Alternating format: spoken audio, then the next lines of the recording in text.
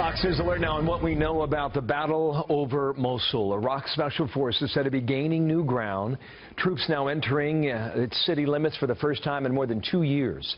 That is how long ISIS has had control of a major Iraqi city. Second largest. John Huddy live at our Middle East newsroom. And how close are these troops to getting inside that town, John?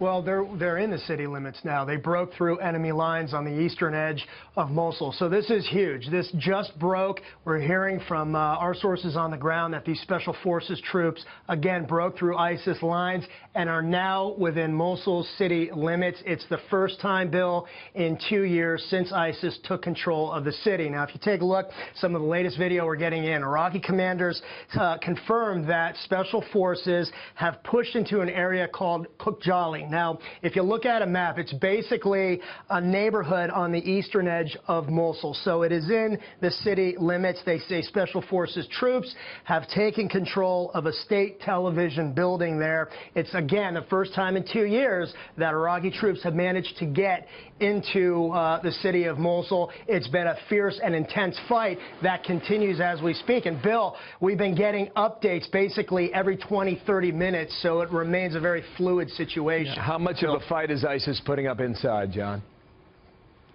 Well, it's been an intense battle. They've been launching anti-tank missiles, RPGs.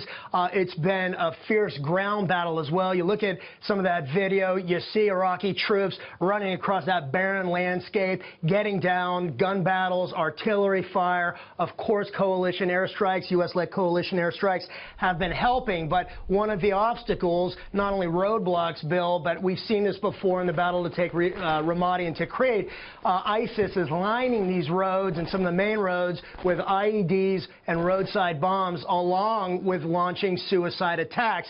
And of course, Bill, there remains the concern about whether or not ISIS is using people as human shields. A lot of these villages have been, we understand, cleared by residents, but ISIS forces have remained in these areas. And really the objective is, once these troops push through Kogjalia and get into closer to the city, to link up with the southern offensive, which has also been a very intense battle.